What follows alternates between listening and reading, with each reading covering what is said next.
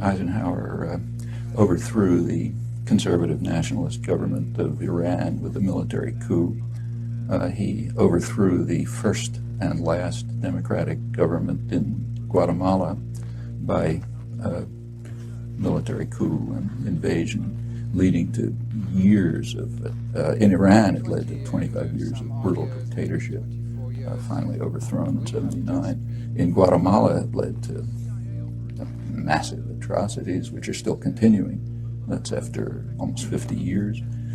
In Indonesia, this wasn't known until recently, but he conducted the major clandestine terror operation of the post-war period up until Cuba and Nicaragua in an effort to break up Indonesia, strip off the outer islands where most of the resources are, and undermine what was then considered as a threat of Indonesian democracy.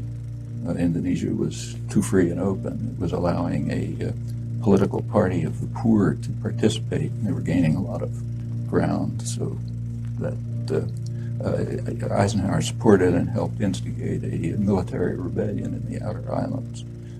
This is just for starters. These are all indictable offenses. What about Kennedy? Kennedy was one of the worst. Kennedy, first of all, invaded South Vietnam. During the Eisenhower administration, they had blocked a political settlement in 1954 and instituted a kind of a Latin American style terror state, which had killed maybe 60 or 70,000 people by the end of the Eisenhower period, and had instigated a response, a reaction. Kennedy recognized that it couldn't be controlled internally, so he simply invaded. In 1962, about a third of the bombing missions that were carried out by the U.S. Air Force in U.S. planes with South Vietnamese insignia, but U.S. pilot. He authorized napalm. He began the use of chemical weapons to destroy food crops. They began programs which drove millions of people into what amounted to concentration camps. Now that's aggression. In the case of Cuba, it was just a massive campaign of international terrorism, which almost led to the destruction of the world, led to the missile crisis. And we can continue. Again, these are all indictable offenses. Johnson? Well, Johnson expanded the war in Indochina to the point where it ended up probably leaving 3 or 4 million people dead. He invaded the Dominican Republic to block what looked like a potential democratic revolution there, supported the Israeli occupation in its early stages. Again, we can go around the world. Take, say, Carter. I'll get there, but Nixon's next. Nixon, we don't even have to talk about. It makes him appear like a goddamn animal. Mm-hmm. Quiet. Of course he was. We can skip that one, okay? But Ford, then Ford. Well, Ford was only there for a short time, but long enough to endorse the Indonesian invasion of East Timor, which became about as close to genocide as anything in the modern period. They pretended to oppose it, but secretly supported, in fact, not so secretly. The U.S., immediately after the invasion, the U.S. did join the rest of the world in formally condemning it at the Security Council. But Ambassador Moynihan was kind enough to explain to us, in his words, that his instructions were to render the United Nations utterly ineffective in any actions it might take to counter the Indonesian invasion. And he says proudly that he did this with considerable success. His next sentence says, in the next few months, it seems that about 60,000 people were killed. And then he goes off to the next topic. That's the first few months, went on to probably hundreds of thousands. Formally, the U.S. announced a boycott of weapons, but secretly increased the supply of weapons, including counterinsurgency equipment, so that the Indonesians could consummate the invasion.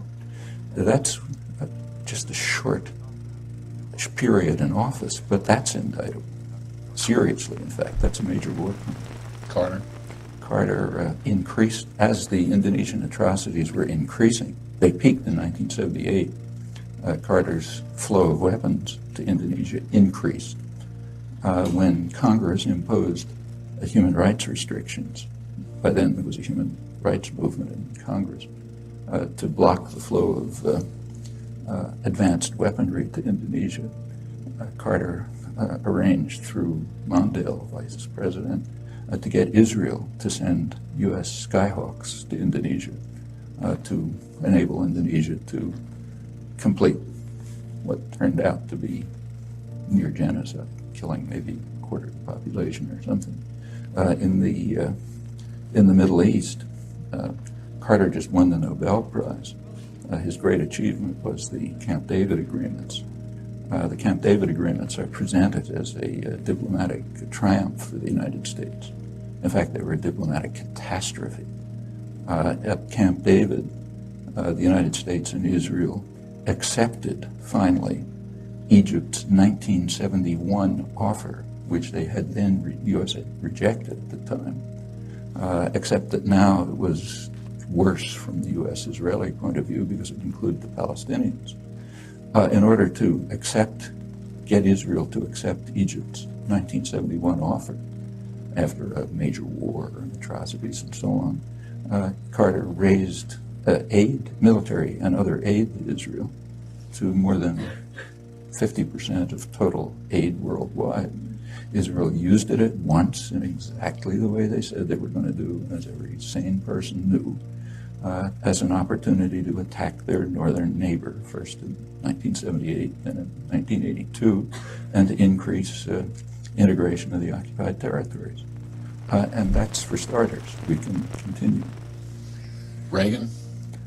I don't think we have to talk about that one either. I mean, Reagan is the first president to have been condemned by the International Court of Justice for what they called the unlawful use of force, meaning international terrorism in the war against Nicaragua. Again, that's just for starters. They also, the Security Council endorsed it in 2 resolutions, both of which were vetoed by the United States. Well, at times, I've been mad as a hornet. Bush won.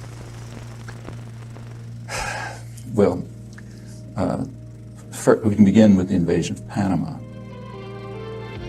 According to the Panamanians, killed about 3,000 people, since it's never investigated. We don't know if that's true or not. This was done in order to kidnap a disobedient thug who had been supported by the United States right through his worst atrocities. Noriega, who was brought to Florida and tried for crimes that he committed mostly on the CIA payroll.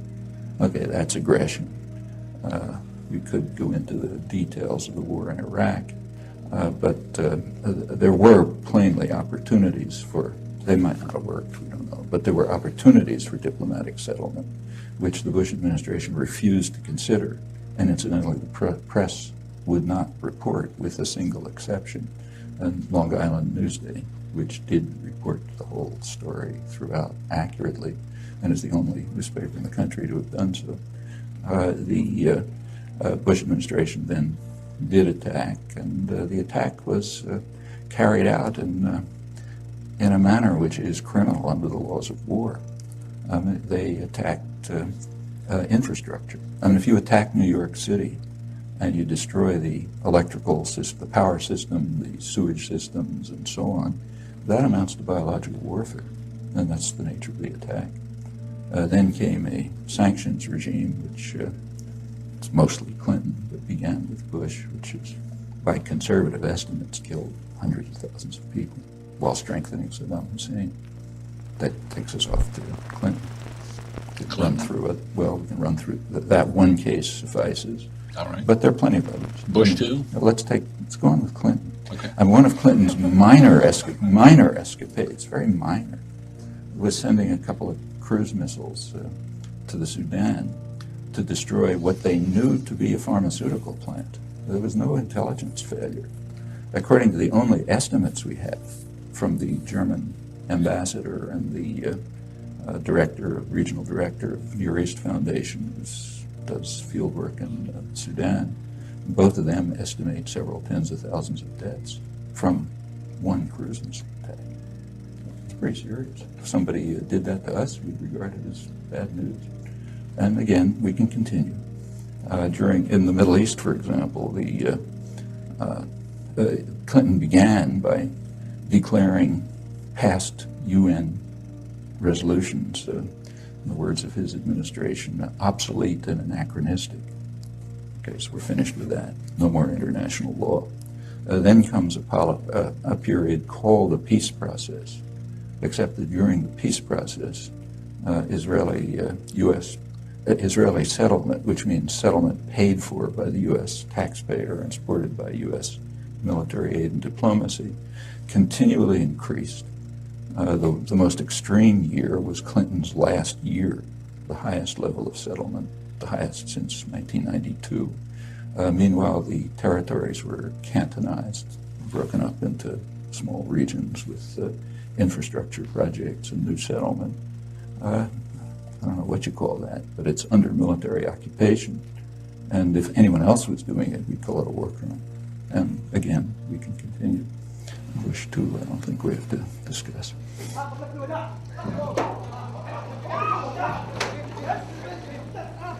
Now underway is President Obama's global assassination campaign. That's sheer terror. Drone attacks terrorize populations. They murder suspects, not people shown to be guilty, but suspects, others who may be unfortunate enough to be nearby. They traumatize communities, terrorize tribal societies. They also engender terrorism, which is well understood at the highest sources. You carry out a drone attack on a village in southern Yemen, killing somebody you don't like and maybe lots of others, and you create a desire for revenge and reaction. That's engendering terrorism probably faster than they're killing people they don't like. Simply put, these strikes have saved lives. Moreover, America's actions are legal.